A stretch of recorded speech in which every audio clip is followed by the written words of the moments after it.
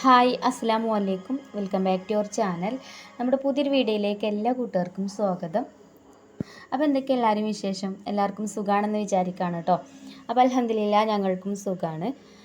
അപ്പോൾ ഇന്നത്തെ നമ്മളെ വീഡിയോ ഇന്ന് നമുക്ക് ചെറിയൊരു കാറ്ററിംഗ് ഉണ്ടേനും അപ്പോൾ അതിൻ്റെ വിശേഷങ്ങളൊക്കെയാണ് കേട്ടോ ഇന്നത്തെ വീഡിയോയിൽ ഉൾപ്പെടുത്തിയിട്ടുള്ളത്. അപ്പോൾ വീഡിയോ നിങ്ങൾ സ്കിപ്പ് ചെയ്യാതെ തന്നെ ഒന്ന് കണ്ടു നോക്കുക. അതുപോലെ വീഡിയോ കാണുമ്പോൾ ഇഷ്ടപ്പെട്ടാൽ ലൈക്ക് ചെയ്യാൻ മറക്കരുത്. വീഡിയോ എന്തായാലും നിങ്ങൾക്ക് ഉപകാരപ്പെടാതിരിക്കില്ല. അപ്പോൾ നമ്മളിന്ന് നല്ല അടിപൊളി പൊരിച്ച ചിക്കൻ ബിരിയാണിയാണ് കേട്ടോ ഉണ്ടാക്കാൻ പോണത്. അപ്പോൾ നമുക്കിന്ന് 12 പേർക്കുള്ള ഫുഡിനാണ് കേട്ടോ ഓർഡർ കിട്ടിയിട്ടുള്ളത്. അതിൽ 2 പേർക്ക് പിന്നെ നോൺ വെജ് പറ്റില്ല, അവർക്ക് വെജ് ആണ് പറ്റുള്ളൂ കേട്ടോ. അപ്പോൾ അവർക്ക് വേണ്ടിയിട്ട് ഗീ റൈസും അതിലേക്ക് പിന്നെ കോളിഫ്ലവർ ഫ്രൈ ചെയ്തതും മതി എന്ന് പറഞ്ഞിട്ടുണ്ടായിന്. അപ്പോൾ അവർക്ക് അതാണ് കേട്ടോ. ബാക്കി 10 പേർക്കും നമ്മൾ ഈ ഒരു ചിക്കൻ ബിരിയാണിയാണ് ഉണ്ടാക്കാൻ പോണത്. അപ്പോൾ ചിക്കൻ ഞാൻ 2.5 കിലോയാണ് കേട്ടോ വാങ്ങിച്ചിട്ടുണ്ടായിരുന്നത്. അതുപോലെ തന്നെ അരി 2.5 കിലോനാണ് എടുത്തിട്ടുള്ളത്. അപ്പോൾ ചിക്കനൊക്കെ ഇതാ നല്ലോണം കഴുകി ഒക്കെ വൃത്തിയാക്കി പിന്നെ വെള്ളം ചോരാനായിട്ട് വെച്ചിട്ടുണ്ട്. അപ്പോൾ 12 പേർക്കുള്ള ബിരിയാണിക്ക് 2 കിലോ റൈസ് മതി, 2 കിലോ ചിക്കനും മതി കേട്ടോ. അപ്പോൾ ഞാനും ബാക്കി നമ്മളെ വീട്ടിലത്തെ ആവശ്യത്തിന് എടുക്കാമല്ലോ. ഇനിയിപ്പോൾ ഞാനും വേറെ ഫുഡൊന്നും ഉണ്ടാക്കിയിട്ടില്ല കേട്ടോ. അപ്പോൾ അതുകൊണ്ട് 2.5 കിലോന് അരിയും 2.5 കിലോ ചിക്കനും എടുത്തെന്നുള്ളൂ. ചിക്കനൊക്കെ കഴുകി വെച്ചിട്ടുണ്ടായിന്. പിന്നെ തലേ ദിവസം തന്നെ ചെറിയ ഉള്ളി, ഇഞ്ചി, വെളുത്തുള്ളി, പച്ചമുളക് അതൊക്കെ തൊലിയൊക്കെ കളഞ്ഞ് വൃത്തിയാക്കി വെച്ചിട്ടുണ്ടായിന് കേട്ടോ. ഫ്രിഡ്ജിൽ വെച്ചിട്ടുണ്ടായിന്. അതുകൊണ്ട് പിന്നെ അതൊന്നും തൊലി കളയാൻ നിൽക്കേണ്ട ആവശ്യമില്ല.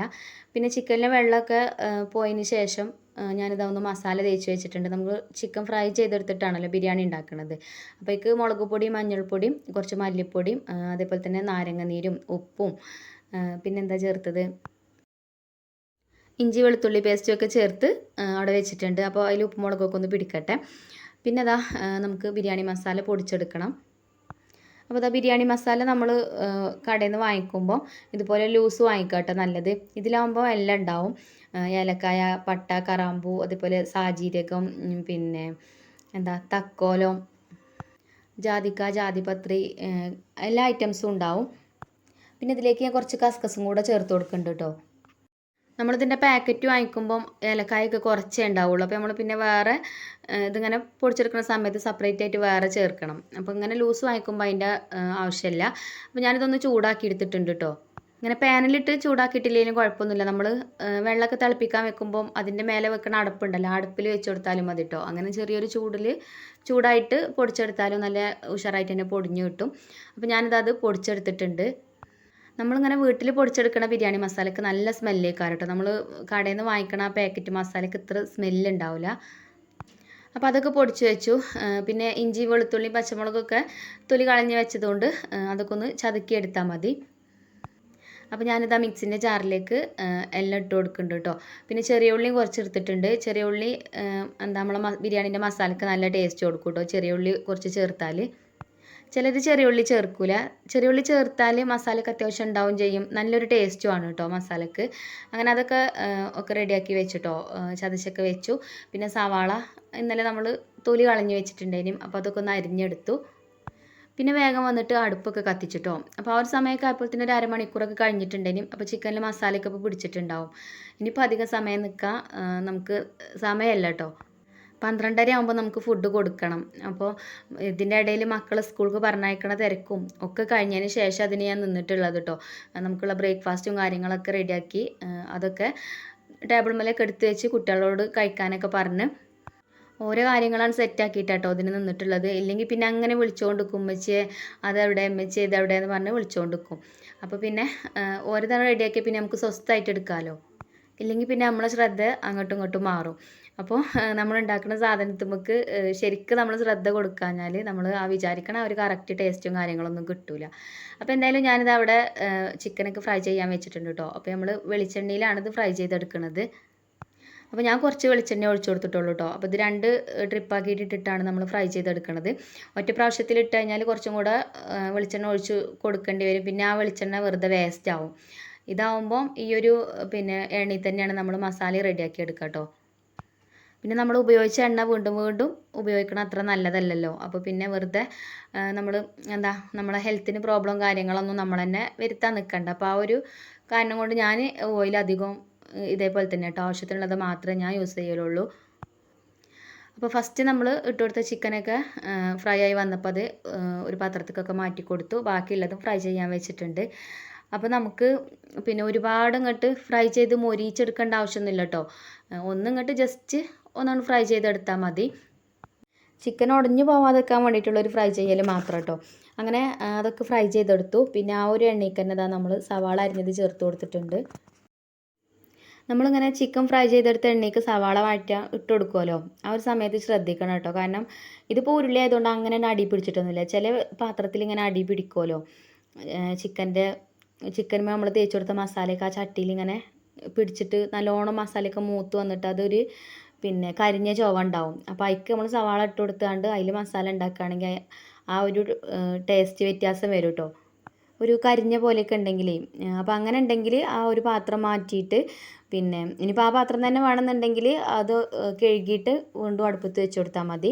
അല്ലാതെ ആ ഒരു കരിഞ്ഞ സാധനങ്ങളൊക്കെ അതിൽ വെച്ചിട്ട് നമ്മൾ സവാള അയക്കന്നെ ഇട്ട് വഴറ്റിയെടുക്കുകയാണെങ്കിൽ നമ്മൾ മസാലേൻ്റെ ടേസ്റ്റ് വ്യത്യാസം ഉണ്ടാവും കേട്ടോ, നല്ലോണം ഉണ്ടാവും.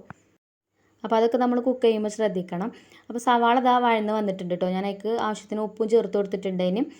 അതേപോലെ തന്നെ ഇഞ്ചി വെളുത്തുള്ളി പച്ചമുളക് ചതച്ചതും ചേർത്തിട്ടുണ്ടായിന് കേട്ടോ. ഇനി ഇതാ മസാലപ്പൊടികളാണ് ചേർത്ത് കൊടുക്കുന്നത്. 2.5 ടേബിൾ സ്പൂൺ ബിരിയാണി മസാല ചേർത്തിട്ടുണ്ട്. അതുപോലെ തന്നെ 1 ടേബിൾ സ്പൂൺ കുരുമുളക് പൊടി ചേർത്തിട്ടുണ്ട്. 1 ടേബിൾ സ്പൂൺ മഞ്ഞൾപ്പൊടി ചേർത്തിട്ടുണ്ട്. പിന്നെ ഒരു 1.5 ടേബിൾ സ്പൂൺ ചിക്കൻ മസാലയും ചേർത്തിട്ടുണ്ട്. പിന്നെ ഒരു മസാലേൻ്റെ പച്ചമണമൊക്കെ മാറി വന്നപ്പോൾ ഞാൻ ഇതിലേക്കുള്ള തക്കാളി ചേർത്ത് കൊടുത്തിട്ടുണ്ട്. ഇനി തക്കാളിയും കൂടെ ഒന്ന് വഴന്ന് വരണം. പെട്ടെന്ന് വഴന്ന് വരും കേട്ടോ തക്കാളിയൊക്കെ. പ്രത്യേകിച്ച് ഇങ്ങനത്തെ ഉരുളി ആകുമ്പോൾ നല്ല കട്ടിയുള്ള ഉരുളിയാണിത്. അപ്പോൾ നല്ലോണം ചൂടായി കഴിഞ്ഞാൽ സവാള ആണെങ്കിലും തക്കാളി ആണെങ്കിലും ഒക്കെ നമ്മൾ വഴറ്റിയെടുക്കുന്ന സമയത്ത് പെട്ടെന്ന് വഴന്ന് റെഡിയായി കിട്ടും. അങ്ങനെ അതൊക്കെ വഴന്ന് വന്നതിന് ശേഷം പിന്നെ അതിലേക്ക് നാരങ്ങ നീര് ചേർത്ത് കൊടുത്തു. പിന്നെ ഇതാ തൈരാണ് കേട്ടോ ചേർത്ത് കൊടുക്കുന്നത്. ഇനി മല്ലിയിലയും പുതിനയിലയും അരിഞ്ഞത് ചേർത്ത് കൊടുക്കുക. എന്നിട്ട് എല്ലാം കൂടെ മിക്സ് ചെയ്തെടുത്തതിന് ശേഷം നമുക്ക് ഉപ്പും മുളകും എരിവൊക്കെ ചെക്ക് ചെയ്യാം കേട്ടോ. ഉപ്പും മുളകും എരിവും അല്ല, ഉപ്പും മുളകും പുളിയൊക്കെ നമുക്ക് ചെക്ക് ചെയ്യാം. എന്നിട്ട് വേണമെന്നുണ്ടെങ്കിൽ പിന്നെ നമുക്ക് വീണ്ടും ചേർത്ത് കൊടുക്കാം. നമ്മൾ ചിക്കനൊക്കെ ഫ്രൈ ചെയ്തെടുത്തല്ലോ, അപ്പോൾ നമ്മൾ മസാലയൊക്കെ ചേർത്തിട്ടുണ്ട്. അപ്പോൾ ഓവറായിട്ട് ഉപ്പിടേണ്ട ആവശ്യമില്ല. ഉപ്പൊക്കെ കൂടിപ്പോവും. അപ്പോൾ ഇനി നമുക്ക് ചിക്കൻ ചേർത്ത് മിക്സ് ചെയ്തെടുത്തതിന് ശേഷം എരിവൊക്കെ നോക്കാം കേട്ടോ. അങ്ങനെ ഇതാ നമ്മൾ ഫ്രൈ ചെയ്തെടുത്ത ചിക്കനൊക്കെ ആ ഒരു മസാലയ്ക്ക് ഇട്ട് കൊടുത്തു. ഇനി നല്ലോണം ഒന്ന് വഴറ്റി കൊടുക്കേണ്ട മസാലയൊക്കെ ചിക്കനിലൊന്ന് പിടിക്കാൻ വേണ്ടിയിട്ട്. അപ്പോൾ ഇതാ മസാലയൊക്കെ എല്ലാ ഭാഗത്തും അവിടെ വരെ ഇളക്കി കൊടുക്കണം കേട്ടോ. ഇതിങ്ങനെ തിളച്ച് വരുമല്ലോ, ആ ഒരു തിളച്ച് വരുന്ന സമയത്ത് അടുപ്പത്തുനിന്ന് വാങ്ങി വെക്കണം കേട്ടോ. ഇല്ലെങ്കിൽ പിന്നെ കുറേ സമയം അടുപ്പത്ത് വെച്ച് കഴിഞ്ഞാൽ ചിക്കൻ നല്ലോണം വേവും. അപ്പോൾ നമുക്കിത് ദം ചെയ്തെടുക്കണമല്ലോ. അപ്പോൾ ദം ചെയ്തെടുക്കുമ്പോൾ ആ ഒരു സമയത്ത് വെന്തോളൂ കേട്ടോ ഇനി ബാക്കിയുള്ളത്. അങ്ങനെ നമ്മളെ ചിക്കൻ ബിരിയാണിക്കുള്ള മസാല റെഡി ആയിട്ടുണ്ട്. അപ്പോൾ ഇനി ഇത് നമുക്ക് അടുപ്പത്തുനിന്ന് വാങ്ങി വെക്കാം കേട്ടോ. എന്നിട്ട് നമുക്ക് ബിരിയാണിക്കുള്ള റൈസ് റെഡിയാക്കി എടുക്കുക. അപ്പോൾ ഇപ്പോൾ ഞാൻ ബിരിയാണി ഉണ്ടാക്കുമ്പോൾ അരി തിളപ്പിച്ച് ഊറ്റിയിട്ടല്ല കേട്ടോ ഉണ്ടാക്കൽ. അധികം ഇതേപോലെ നമ്മൾ നെയ്ച്ചോറുണ്ടാക്കി വറ്റിച്ചുണ്ടാക്കുമല്ലോ, അങ്ങനെയാണ് ഉണ്ടാക്കൽ. അപ്പോൾ ഇന്നും ആ ഒരു രീതി തന്നെയാണ് കേട്ടോ ഫോളോ ചെയ്യുന്നത്. കാരണം ഈ അരി തിളപ്പിച്ച് ഊറ്റുമ്പോൾ കുറച്ച് പണിയാണ്. കാരണം കുട്ടികൾ ഇവിടെ വീട്ടിലുണ്ടെന്നുണ്ടെങ്കിൽ ഓരുണ്ടാവും കേട്ടോ. അരി തിളപ്പിച്ച് ഊറ്റുമ്പോൾ ഊറ്റാനും അങ്ങനെയുള്ളതിനൊക്കെ ഹെൽപ്പ് ചെയ്യാൻ ഓരുണ്ടാവും. ഇതിപ്പോൾ ഞാൻ ഒറ്റയ്ക്കല്ലേ, അപ്പോൾ ഇത് ഊറ്റണ സമയത്ത് ഒരാളില്ലെങ്കിൽ ബുദ്ധിമുട്ടാണ് കേട്ടോ. അങ്ങനെ നമ്മളിത് ട്രൈ ചെയ്ത് നോക്കിയതാണ് കേട്ടോ. അപ്പോൾ ഇത് സക്സസ് ആയപ്പോൾ പിന്നെ ഈ ഒരു രീതിയിൽ തന്നെയാണ് ഇപ്പോൾ ചെയ്യാറ്. അപ്പോൾ ഞാനിതാ നമുക്ക് നെയ്ച്ചോറൊക്കെ ഉണ്ടാക്കാൻ വേണ്ടിയിട്ട് ഇതാ ഒരു ചെമ്പൊക്കെ അടുപ്പത്തിൽ വെച്ച് അതിലേക്ക് സൺഫ്ലവർ ഓയിലാട്ടോ ഒഴിച്ച് കൊടുത്തിട്ടുള്ളത്. ഇനി കുറച്ച് നെയ്യും കൂടെ ചേർത്ത് കൊടുക്കുന്നുണ്ട്. അപ്പോൾ ആദ്യം നമുക്ക് ഇതിലേക്കുള്ള സവാളയും അണ്ടിപ്പരിപ്പും മുന്തിരിയൊക്കെ ഒന്ന് ഫ്രൈ ചെയ്തെടുക്കാം കേട്ടോ. എന്നിട്ട് പിന്നെ റൈസൊക്കെ വേവിച്ചെടുക്കാം. അപ്പോൾ എന്നോട് നമ്മളെ സബ്സ്ക്രൈബേഴ്സ് ഒരുപാട് കൂട്ടുകാർ പറയലുണ്ട് കേട്ടോ. ഞാൻ അരി തിളപ്പിച്ചിട്ട് ബിരിയാണി ഉണ്ടാക്കുമ്പോൾ അതിൻ്റെ താഴെ കുറേ കമൻറ്റ് ഉണ്ടാവലുണ്ട്. നെയ്ച്ചോറാക്കി വറ്റിച്ചിട്ട് അങ്ങനെ ഉണ്ടാക്കിക്കൂടെ, അതാണ് നല്ലത്, നല്ല ടേസ്റ്റുമാണ്, അതേപോലെ തന്നെ ചോറിന് നല്ല മയം ഉണ്ടാവും, അങ്ങനെ ഊറ്റേണ്ട ആവശ്യമൊന്നുമില്ല എന്നൊക്കെ പറഞ്ഞ് അങ്ങനെ കമൻറ്റ് ചെയ്യലുണ്ടേനി കേട്ടോ. അപ്പോൾ നമ്മൾ പഠിച്ചതല്ലേ പാടുള്ളൂ എന്ന് പറഞ്ഞ പോലെ ഞാൻ തിളപ്പിച്ചൂറ്റിയിട്ട് തന്നെ ബിരിയാണി ഉണ്ടാക്കൽ. ഇപ്പോൾ ഞാൻ പറഞ്ഞല്ലോ ഹെൽപ്പിന് ആളില്ലാത്തതുകൊണ്ട് ഇതേപോലെ അങ്ങനെ വറ്റിച്ച് ട്രൈ ചെയ്ത് നോക്കിയത്. അപ്പോൾ അത് സക്സസ് ആയിട്ടോ. അപ്പോൾ ഇനി ഇതേപോലെ തന്നെയാണ് ഇപ്പോൾ ഒന്നും ഉണ്ടാക്കുന്നത്. അപ്പോൾ ഇതാ നമ്മൾ സവാളയും അണ്ടിപ്പരിപ്പ് മുന്തിരിയൊക്കെ ഫ്രൈ ചെയ്ത് മാറ്റി വെച്ച് പിന്നെ ആ ഒരു എണ്ണയ്ക്ക് തന്നെ ഞാനിതാ ഏലക്കായ കറാമ്പൂ പട്ട അങ്ങനെയുള്ള ഐറ്റംസൊക്കെ ചേർത്ത് കൊടുത്തിട്ടുണ്ട്. പിന്നെ കുറച്ച് ക്യാരറ്റ് അരിഞ്ഞതും ഒരു 2-3 പച്ചമുളകും അതിലേക്ക് ഇട്ട് കൊടുത്തിട്ടുണ്ട്.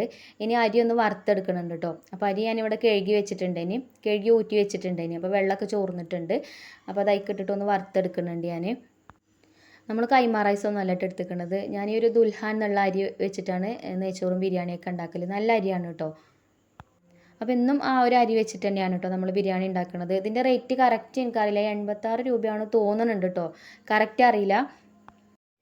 എന്തായാലും 80-ൻ്റെ 90-ൻ്റെ ഇടയിലാണ് കേട്ടോ, അതിലേറെ ഒന്നും റേറ്റ് ഇല്ല.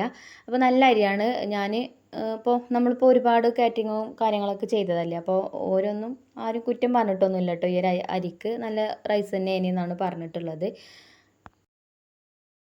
പിന്നെ അരി വറുക്കാൻ പാടില്ല എന്നും പറയുന്നത് കേട്ടിട്ടുണ്ട്, എന്താ സത്യം അറിയില്ല കേട്ടോ. അപ്പോൾ എന്തായാലും ഞാൻ അരിയൊക്കെ ഒന്ന് വറുത്ത് പിന്നെ അതിക്ക് വെള്ളമൊക്കെ ഞാൻ അളന്ന് ചൂടാക്കാൻ വെച്ചിട്ടുണ്ട് ഇനി കറണ്ട് അടുപ്പുമ്പോൾ. അപ്പോൾ വെള്ളമൊക്കെ ചൂടുള്ള വെള്ളമൊക്കെ അതിൽ ഒഴിച്ചു കൊടുത്തു. പിന്നെ അടച്ച് വെച്ചിട്ടുണ്ട്. അപ്പോൾ അത് അവിടെ കിടന്നിട്ട് വേവട്ടെ, ഇടയ്ക്കൊന്ന് ഇളക്കി കൊടുക്കുക. അങ്ങനെ നമ്മളെ മസാലയൊക്കെ ഒന്ന് എരിവൊക്കെ ഒന്ന് ചെക്ക് ചെയ്ത് നോക്കിയിട്ട് അപ്പോൾ ഒക്കെ കറക്റ്റാണ്. പിന്നെ നമ്മൾ ബിരിയാണി ചെമ്പക്ക് മസാല മാറ്റി. അങ്ങനെ ഇതാ നമ്മൾ ചോർത്ത വെള്ളമൊക്കെ വറ്റിയിട്ടുണ്ട്. അപ്പോൾ ഞാൻ കുറച്ച് നെയ്യും കൂടെ ഇതിൽ ഒഴിച്ച് കൊടുക്കുന്നുണ്ട് കേട്ടോ. ഇനി നമുക്ക് അടുപ്പത്തു നിന്ന് ഇത് വാങ്ങി വെക്കാം. വെള്ളമൊക്കെ ഇപ്പോൾ ഏകദേശം വറ്റി തുടങ്ങിയിട്ടുണ്ട്. ഇനി ഇതിൽ കടന്നിട്ട് വന്നോളൂ. അപ്പോൾ ഒരു 10 മിനിറ്റ് ഇത് അടുപ്പത്തുനിന്ന് വാങ്ങി വെച്ചിട്ട് 10 മിനിറ്റ് കഴിഞ്ഞിട്ടാണ് കേട്ടോ നമ്മൾ ദം ചെയ്തെടുക്കുക. അങ്ങനെ അതൊക്കെ ഞാൻ അടുപ്പത്തുനിന്ന് വാങ്ങി വെച്ചു. പിന്നെ കോളിഫ്ലവർ ഫ്രൈ ചെയ്തെടുക്കണം. അപ്പോൾ അതൊന്ന് ഇങ്ങനെ ചുള പറിച്ചെടുക്കുകയൊക്കെ വേണം. ചുളയല്ലല്ലോ, അല്ലി പറിച്ചെടുക്കുകയൊക്കെ വേണം. എന്തൊക്കെയോ പറയുന്നുണ്ട് കേട്ടോ. അപ്പോൾ ഞാൻ പറയണില്ല, എന്തെങ്കിലും തെറ്റൊക്കെ ഉണ്ടെങ്കിൽ നിങ്ങൾ ക്ഷമിക്കണം കേട്ടോ. നമ്മൾ വോയിസ് കൊടുക്കുന്ന സമയത്ത് ചിലപ്പോൾ നട്ടപ്പാതിരാക്കൊക്കെ ഇരുന്നിട്ടേ കാര്യം വോയിസ് കൊടുക്കുക. ഉറക്കം വന്ന് എന്താ പറയുക, ഉറക്കം വന്ന് പഞ്ചറായിട്ടുണ്ടാവും ചിലപ്പോൾ.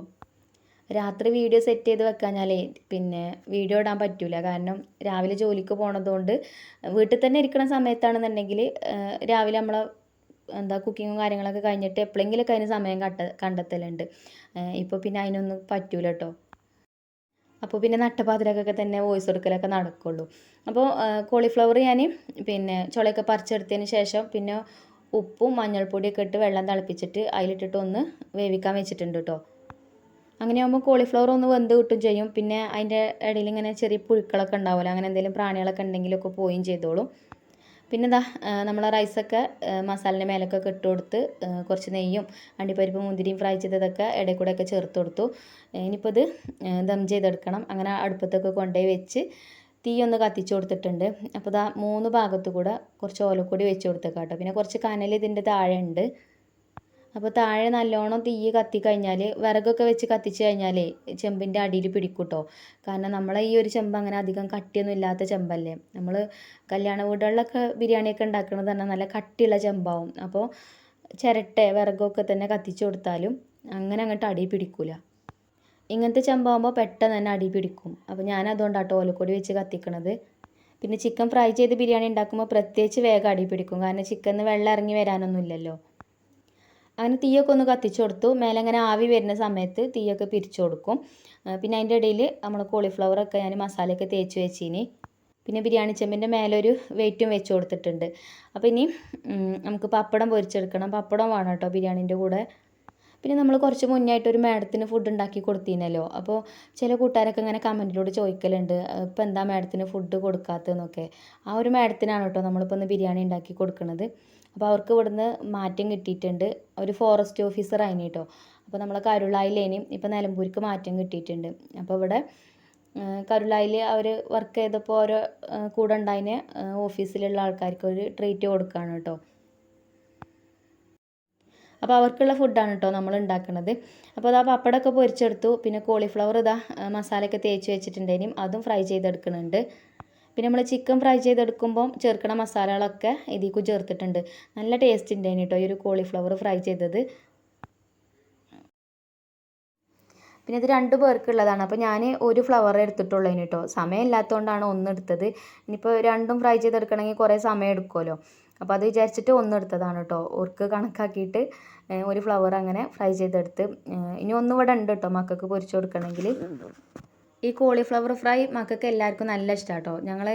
ഇപ്പോൾ ഞങ്ങളിപ്പച്ചൊക്കെയുള്ള ടൈമിൽ പുറത്ത് പോവുകയാണെങ്കിൽ അവർക്ക് എന്താ വേണ്ടത് ചോദിച്ചാൽ ഇതാണ് കേട്ടോ ഒരു മുന്നിൽ പറയുക.